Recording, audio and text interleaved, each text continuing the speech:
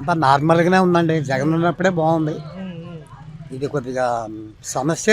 జనానికి చాలా బాధపడుతున్నారు, చెప్పుకోలేకపోతున్నారు. ప్రస్తుతానికి ప్రభుత్వం నార్మల్లో ఉంది, టాప్ ఏం కాదు, నార్మల్ అలా సాగుతుంది అంతేనండి. రాష్ట్ర ముఖ్యమంత్రి గారు కూడా అదే విధానంలో ఇప్పుడు మీరు అన్నట్టుగానే చాలా వరకు డబ్బులు లేవు, ఖజానా ఖాళీ అయింది అంటున్నారు.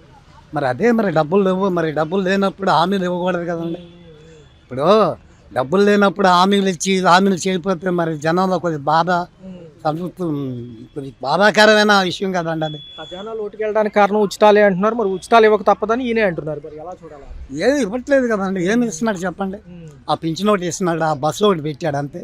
ఆ రెండు పెట్టాడు. రాష్ట్రంలో ఒక 2 రోజుల క్రితం పెన్షన్ తీసుకున్న సమయంలో ఒక వివాదం వచ్చింది సార్. పెన్షన్ కట్టించుకునే టైంలో ఇంటి పన్ను దాని నుంచి మినాయించుకుంటామన్నారు. అదే ఇంటి పన్ను, పింఛన్ డబ్బుల్లో కూడా ఇంటి పన్ను అంతే. అంత దారుణం అండి అది.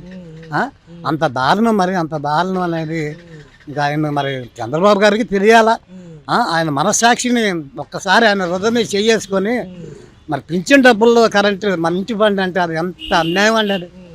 అదే సార్, నిన్న మీడియా ముఖంగా మాజీ ముఖ్యమంత్రి జగన్ గారు మాట్లాడుతూ అనేక వ్యవస్థలు నిర్వీర్యమయ్యాయి, విద్య, వైద్యం.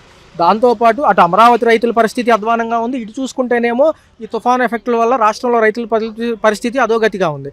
ఎక్కడా కూడా గిట్టుబాటు ధరలు లేవంటున్నారు. కిలో అరటి ₹10 అంట.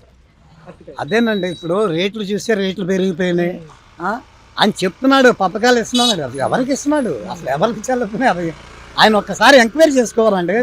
ఇప్పుడు ఒకడి మీద పెట్టాడు బాధ్యత, వాళ్ళు ఇస్తున్నారా ఇవ్వట్లేదా, అది కొద్దిగా ఎంక్వైరీ చేసుకుంటే కొద్దిగా మంచిదండి. ముందు భవిష్యత్తు ఉంటుంది చంద్రబాబుకి, మంచి చేస్తే అదండి.